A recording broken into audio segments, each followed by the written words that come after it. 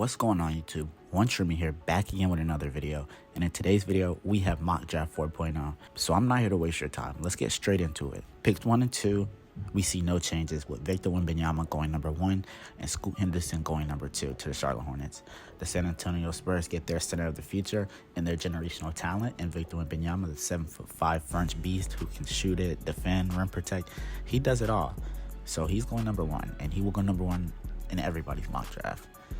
Number 2, we have Scoot Henderson, the 6'2" athletic point guard who has shades of Anthony Edwards, Derrick Rose, Russell Westbrook in his game. And the Charlotte Hornets get their point guard. A change occurs with the 3rd pick in back-to-back mock drafts. I think a change will occur for the foreseeable future because the Portland Trailblazers aren't trying to make this pick, and Damian Lillard doesn't want them to make this pick. So I think the Blazers are going to call up the LA Clippers and say, can we get Kawhi for the 3rd overall pick?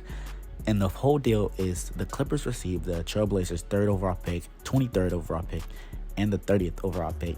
And the Trailblazers receive the 48th overall pick and the 2023 30th overall pick and a Kawhi deal. Now, the Clippers would trade Kawhi for 1 or 2 reasons. Obviously his health, and 2, he doesn't play enough games for them. And I think this would be a great deal for both sides.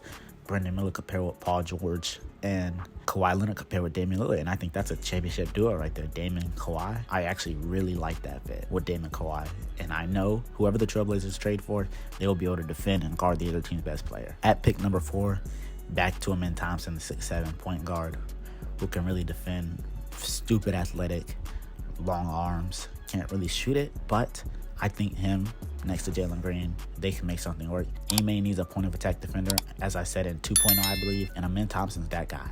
Now, taking right after him is his twin brother, Asar Thompson. Now, I usually have Asar Thompson following these mock drafts. However, I just had a change of heart doing mock draft 4.0 that the Pistons are going to see Asar Thompson and say he can't pass on him. And I think I had them taking Walker and Cam Whitmore in the previous mocks, but I think Asar, he's just as talented as those guys. It's just the jump shot's not there. And he can slide into the 3 spot if need be, or slide into that 2 spot and push Cade Cunningham to the 3, because Cade is also 6'8" and he can play that 3 spot. So Asar Thompson to the Pistons, I'm growing on Asar Thompson because he has the potential. It's just the jump shot's not there, and then if the jump shot came, Asar Thompson wouldn't be a problem. Now pick 6, we have the Orlando Magic. We're taking Taylor Hendricks, the 6'9" power forward out of UCF. Can rim protect, can shoot it. Not the best ball handler, but we don't need that out of a 6'9" power forward. In that UCF offense, he was the offense. He handled the ball, he facilitated, he defended.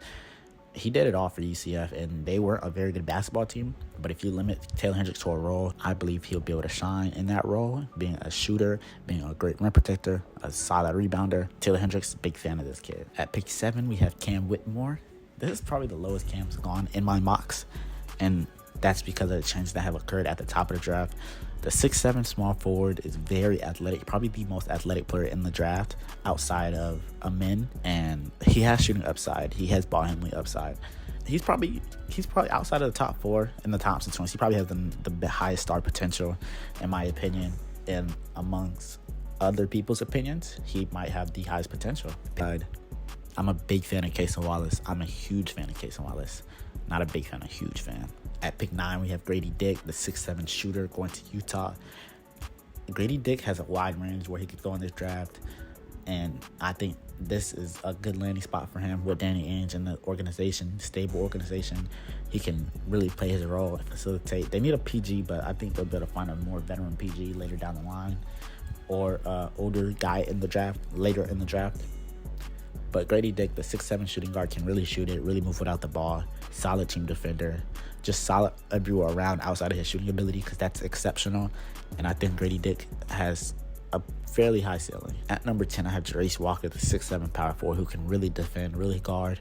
And I think that's something that the Dallas Mavericks really need. A lot of people have been in my comments saying, you've been taking shooters with Dallas, and rightfully so. They need shooters to build around Luka, and that's the problem. They don't have no defenders, and Walker landing to Dallas is a great spot because he's probably the highest rated player left on the board for them, sitting at 10 right now in my mock draft at least. Now at pick 11, I gotta go Jordan Hawkins for my Orlando Magic. Taylor Hendricks and Hawkins are the picks for me for the Orlando Magic, and I told myself I wasn't gonna fall in love with any players from my team, But I think I've been falling in love with these players from my tier and the fits that they are. For the Magic, the 6'5" shooting guard can really shoot it off the catch, the curl, the pin down. I said this in previous mocks. He's an exceptional shooter on and off the ball. Now at 12, the OKC Thunder are going to take Noah Clowney, power forward out of Alabama. He played next to Brendan Miller, and I think that duo was really good and worked really well together, and I think Clowney's going to be a good pro. Standing at 6'10", he is, one of those OKC players who are long, awkward built, and long-armed basketball players who OKC loves.